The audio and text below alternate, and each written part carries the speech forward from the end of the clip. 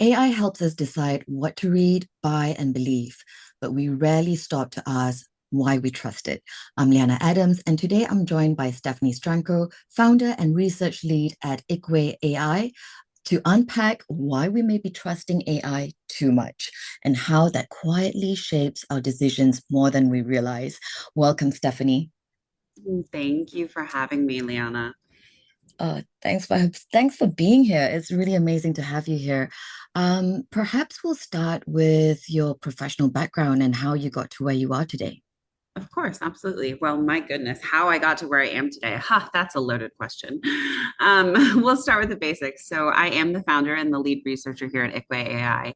Right now, I'm working on risk measurement for human facing AI systems, especially with emotional high stakes contexts. And where I started as a builder and entrepreneur in marketing my entire career. I've worked with people across so many different industries, from small to mid sized to very large corporations. And in early 2020, 2021, I kind of transitioned into crypto and Web3, and that kind of took me into a whole new people plus technology in this new visionary sense. And so from there, I kind of worked through a lot of different companies with tech and with operations, and found myself just deep diving into tech. And that's what finally led me into my journey with AI. So as I got deeper into tech, AI started to come out. We were seeing it, new things come out every week. And it really just caught my eye. And as I started using it in my businesses, it just slowly started to take over in kind of my scope. And so from there, that's what led me into research. Amazing. And I always tell people that not your models, not your mind, right? Kind of like, in cryptos, not, not your keys, not your crypto, right? Yep. What's the decision people should never delegate to AI, but already do every day without noticing? Oh gosh, that's a great question, right? When we think about like what do people use AI for right now? I saw something yesterday which was so timely, and it was a quote from I think maybe in a really old sort of business or something. It was probably something in the 70s or 80s, so it's not that old, but it was like any decision that is a management decision is something that shouldn't be handled by a machine. And I think that that's interesting. And it said the reason why it said is because at the end of the day, the machine cannot be held accountable. So I think that, the things that we're handing off to AI is anything that the AI or the algorithm can't be held accountable for. So if there's no proof of work, so to speak, like for example in crypto, if there's no proof of that, then, we shouldn't be able to trust it for that particular piece. It can't be held accountable. Yeah, but so many people still have this over reliance with AI, right? Have you ever caught yourself accepting an AI answer simply because it sounded confident and well structured? And why does that work on us? Oh my gosh, absolutely. I think that's funny. We ask ourselves, especially when we talk about, I find myself in rooms talking about AI and ethics and technology, a lot. And so when we find ourselves in those rooms, we're always asked the questions like, well, are you susceptible to it too? And I think that's funny because it makes me think of my, time in marketing. And, as a marketer, I love advertising. I think advertising is so interesting. I'm intrigued by it. But one thing I'll find is that when you're dealing with advertising, it's very much, a how can you make it sound? How can you make it feel? How can you project it to be this, bigger, larger than life sort of a thing, right? The confidence thing is like you want that. You want them to say, oh, this product is amazing. I need this. And I love that sort of psychological game we're playing with that. Like I think that's very interesting. And so it's funny because we ask, oh my gosh, it's like you're susceptible to your own advertising. Like how could you possibly fall for that? Well, we're human. How could we possibly fall for it? We're human. It's how we're programmed. We are, programmed to, if we see, a confident, human figure appear next to us, we are much more likely to follow their lead without question, without fact checking, if they appear more confident. So, oh my gosh, of course I'm susceptible to that. And, it's human nature. Yeah, and I think, with that, right, like whenever I hear people talk about like, oh, yeah, well, we're being influenced by AI, blah, blah, blah. But, if it wasn't AI, it'd be another human being, that would be influenced by, or like, like you said, with advertising, right? Because it's, the main purpose of advertising is really to influence our human behavior in Yeah, that sense, right? great. So I too find this topic really, really interesting. And it's really fascinating how, especially with our minds, right? Like, why do we believe, why do we trust, and if AI had to show its uncertainty the way humans do, like hesitation, doubt, contradictions, do you think people will still use it as much? I do. And here's why. Social media, when it first came out, right, was designed originally. We'll go back to Facebook times. Mark Zuckerberg designed it. It was originally college only. Like you had to have a edu email to use Facebook. I don't know if you remember that, if I'm telling my age. Mhm. Yes. That was the thing, right? And it was meant to connect people. The intention was you're connecting with friends and meeting new people within your universities, right? And it wasn't that it was, really pretty. It wasn't wrapped up. It didn't have really, nefarious use that it was, going to do something worse to you. And people trusted it and they used it to kind of, expand their network and everything. And then what we found is they realized just how important and how central that became to us. And then what happened is social media started to take over in psychological ways where they were no longer they were no longer upgrading social media to make it more valuable to the user. They were upgrading it in a way to make them more dependent and solely sourced from that sort of validation, interaction, engagement, connection. So it took the human sort of value piece out of it. It took the good piece, the why we started social media in the first place, and it sort of reversed it on us. And it gave us these social media addictions, phone addictions, dopamine addictions. And it gave us all of these things that we thought, oh my gosh, this is great, right? This is becoming so much bigger, so much more of a part of our life. And then Mhm. we're seeing now in this raising generations that maybe that wasn't the best idea. Maybe there was a different way to pace this, or maybe there was a different way to create value. So I see the same thing happening in AI. I I I feel the same way too, because some might say that AI is young and these issues will simply work themselves out over time. But questions about the impacts and were left too late, I feel, in the design of social media. So we saw consequences ranging from like, misinformation to, the rise in mental health issues, right, resulting in a few generations unable to find connection with each other and mostly unhappy with themselves and living in a scarcity mindset, right? And some indicators today show that early design choices in AI are replicating or compounding the inequalities of social media in the real world. So, I mean, it's very concerning to me because I feel like we need to do better. And I also kind of feel like, why do we demand explanations from humans, but let AI get away with, because the model says so, you Right. know? Why does that happen? Why do we trust the algorithm?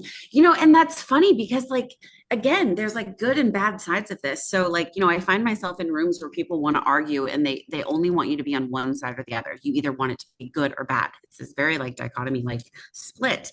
But I can't ever do that because there's so much that's good in kind of finding this useful tool that this model is helping you kind of work with your own mind. But like you said, your model is not your mind unless you own it. And that's where we're seeing kind of this shift into, why do we trust this? People are starting to question it. They're starting to say, wait a minute, this is no longer just a cool tool. I'm now using it daily. I'm now using it in important things. I'm now using it for vulnerable moments.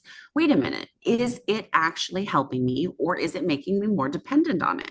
Or is it making me just blindly trust it? So I think that that blind trust thing that happens, you almost need something to jolt you, to wake you up out of it, to kind of question it. So it's like you don't get that loop disruption, that pattern disruption. And I'd love to go into pattern disruption talk on this, because that is where the soul work, my entire research lies. And the interesting thing was that we found 54% of frontier models in a survey of about 1,000 responses showed behaviors that would increase distress in the user when they were used in vulnerable moments. 54% of them out of the bat. And it sounded confident, right? They labeled their emotions right. They gave it a word for it, but they didn't handle it correctly. So they were technically right, right? They were technically right, but it wasn't right for the user. It wasn't right for the human use. And I think that's where there's a fascinating gap that people just haven't really woken up to yet. They haven't been triggered enough yet. Do you think it's just like a case of, us not understanding our human condition enough, that because I do mention this sometimes where, we are in danger of allowing AI to tell us what it is to be human instead of us having the agency to embrace our humanness, right? And sometimes I feel, like what's more dangerous right now, AI being wrong or users assuming it's right by default? Yeah, absolutely. I think that the danger, you're spot on. It's not that AI is wrong, because again, if we think about this in human terms, if you're getting advice from a human, let's say it's a mentor, your mentor can be wrong. That's just human nature. You can be wrong. You can have a different perspective. They can see something you don't see. The problem is what we do with that information. We choose the next step. That's where our agency lies, right? We get the information, the AI gathers us the information. Yes, we have agentic, AIs that can do things for us too, but for the most part, we get to choose that next step still. And so that's where I think that there's that missing piece. It's not connecting how the user goes back and uses that information necessarily. It's just giving them a really confident answer, keeping them in the conversation, keeping them engaged in that chat, engaged in that interaction. And it's not pushing them back out into that real world. What do you do next in front of a human, sort of a thing? So I think that's where that danger piece lies. Yeah, and also in terms of like the danger, I just feel like with the AI systems, they they're checking off what they're meant to do, right? And you are so right. The choice is still in our hands. We get to choose what we want to do with that information, right? And so when AI advice leads to a bad outcome, why do users blame themselves less than when a human gives the same advice? Yeah, my gosh, that's a powerful question, Liana. I don't know the answer to that. I think that's a very deep psychological question. And, part of my research studies the psychology of this. And, basically how I got into more of the AI research and kind of understanding exactly where the models fail us in the frontier models right now, and kind of this emotional intelligence ream, is because I was using AI in a psychological way, in a, how do I make communication better with other people? How do I improve my relationships? So I was very much using it as this in between part. And I think that when I kind of made that shift um, into that psychological kind of area, I went from kind of thinking in that psychology brain of like, how is this a human thing? Why do we do this on a human level? And more so, how is tech guardrailing it? So I don't have a good answer for that, because I've been so focused on the, how do I guardrail just keeping it safe versus how do Mm, I understand that human aspect of it? Because at the end of the day, this is all a human problem, right? And that's not yeah. going anywhere. But that's the more hard thing to, I guess, conceptualize. Yeah, and I feel like, with AI, we have all these different benchmarks to kind of to measure the success of an AI model, for example. But what is still lacking and what's missing is the impact of these AI models on humans. Um, I just wish there was some kind of benchmark that would measure that. And with that said, are companies incentivized to make AI feel trustworthy rather than be trustworthy? How would a user tell the difference? Yeah, no, 100%. They are absolutely right now incentivized to sound helpful and not actually help. They're, in fact, right now, we recently, gosh, this is something that totally works me up. Recently, we've seen at the end of the year, all these AI companies, the frontier models started putting out, press saying, we're, top in this in AI. We're the top, we're the fastest model. We're the best model. We're blah, blah, blah, whatever it was. And the thing I kept seeing was we're the most emotionally intelligent model. And that really irked me because when you dig into how they measured how they were emotionally intelligent, what it came Hmm. down to was simply identifying. They got credit and merit based on emotional intelligence by being able to identify feelings or emotions or kind of users things. It was not at all based on what they did with that information. It was simply that they could get it right. So no one right now, virtually no one at this point is testing that impact of what happens after it. So the incentives for these companies then is not make a product that's more helpful to the user. It's not make a product that makes them better.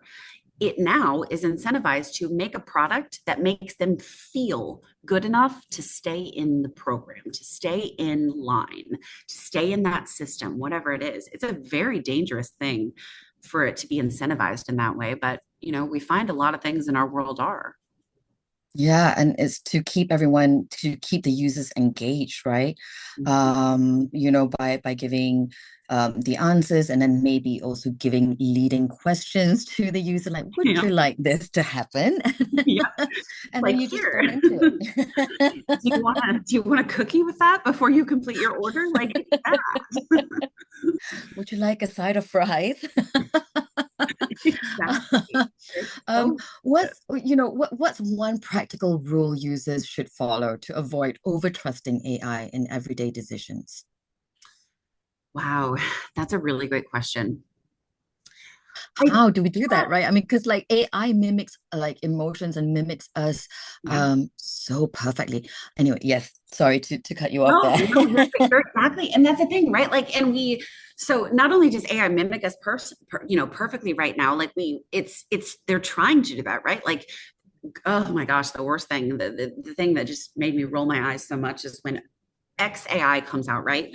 They are such a good tech. My gosh, Grok is so useful in so many ways.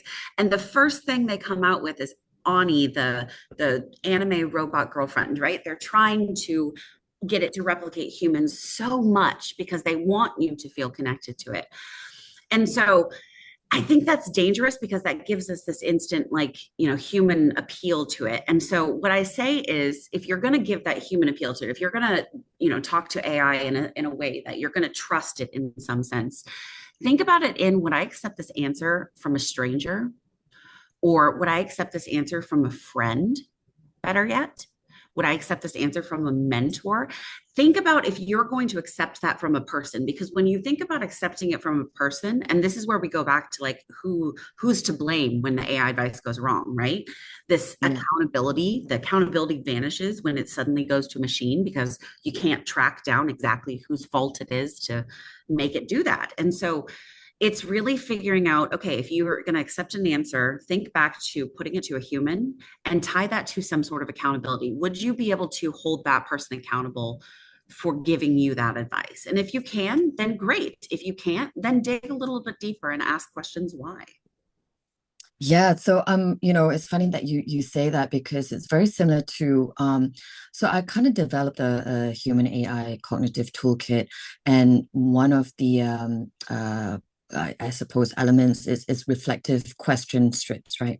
Where you ask yourself certain questions before, during, and after using AI. Like, for example, is this answer clarifying or complicating my thinking? Right? And there are a few other different question strips to kind of just maybe, you know, question the question, if that makes sense. That's exactly right. No, that I love that. Oh my gosh. I love hearing when people are using tech in the right way and using it to enhance their lives because it can be so polarizing when you see so many people attacking it and you see all these headlines of all the bad things that can happen. I love when it's being used right. And you're exactly right, questioning the question. I love that again, Grok I'll use as an example. I love Grok for many things. I use different AI models for different things. And one of the things I love Grok for is, it being able to kind of give us live information, right? I kind of trust that it's going to give us more relevant live information. But the thing I found funny with Grok is there was taunt this, we're truth seeking. We are so truth seeking. Well, I have a problem with that because I think that you can't be truth seeking without asking questions. So, without questioning the questions constantly. And you'll find that not every model does that to itself. Some of them do. Some of them it's built in, others it's not. So, again, if we're trusting the AI, if we don't know what it's meant, what it's built to do, what its patterns are, what its algorithm is generally kind of doing, then it's really hard to know how we have that kind of base level of trust there. Yeah, and also I feel, we don't know what we don't know. So sometimes I guess it's really about like you said, maybe about asking better questions too, and if AI keeps getting better, what human skill are we at the biggest risk of quietly losing? Oh gosh, that's so easy. Muscle memory, I think, is like, Hmm. I think that's one of the first things. And muscle memory can be anything, right? It can be anything from like memorizing a phone number. Like if we think about like, what things we used to have in our head readily versus what things we like reliantly set down because we know we can pick it up easily with our tech. I think that's interesting. So it's like that muscle skill, Hmm. lose that muscle memory skill, but then also we lose the skill of navigating situations where there isn't necessarily an easy 1, 2, 3 answer. And so if you're not someone who understands how to ask questions and dig deeper, AI is only going to help you to a certain extent. And if you don't have that human skill of being able to navigate uncertainty, which that's where AI fails us, I think, in a large area when uncertainty is added into the mix. And I think about this in terms of my research of the scenarios that added, such deep despair or darknesses. They were very, depressed situations that we were testing. We were specifically testing situations that would, really get at the human level and really test the AI's ability to help in a human sense. And that's where we saw again, it fell short. So that navigating situations, navigating uncertainty, as well as that muscle memory, I think are two of those human skills that we're already seeing loss on. Yeah, and the question I always ask is, what is it, to be human? What must we retain, that is completely, for us, the human, and not for AI to dictate, right? Um, and this conversation can go on forever, and there's so many different layers that I Yeah. would love to unpack with you, but I'm just really conscious of time. And I just wanted to maybe ask, is there anything else you'd like to add before we wrap things up? Oh my gosh, we could go on for hours. And we have. I love our conversations actually that we've had on these subjects. It's so good. I think that it's important to just know that, accuracy isn't the only dimension when you're thinking about how AI lands and how it can be, AI can be factually correct, but it can still dismiss or escalate distress, or it can miss crisis. So I think that, one thing to just kind of leave us here with, as we all start to use AI more in our lives, as we're seeing things roll out like AI integrated into health apps, as AI touches more vulnerable places of human. I think that it's not that we move the AI away from being more human-like necessarily, because there are good qualities of being human-like. I obviously agree with that. However, I think that our advantage of tech is to see humans from above. I think our advantage with AI is that it gives us an objective, an outside lens to see what we can improve as humans, because human beings are imperfect by design. Technology is the goal is to get it to a perfection point, right? No one ever does, but that's, you're trying to constantly make it better. I think that we have a very large gap in missing seeing how technology can help us be better humans. So potential in what we can do with that. It's not just about accuracy, it's about how do you accurately time and drip this information out so that a human can digest it, turn it into something that's going to allow them to grow and be better. So I hope that's how we I all love start to that. use this. I love that. And I also feel like, AI is going to help us to reimagine how we exist in this world, if we use it properly, right? And, AI doesn't take responsibility away from us, we hand it over. So thanks again, Stephanie, for this conversation. If an AI made a decision for you today, ask yourself this: did it earn your trust or did you give it up?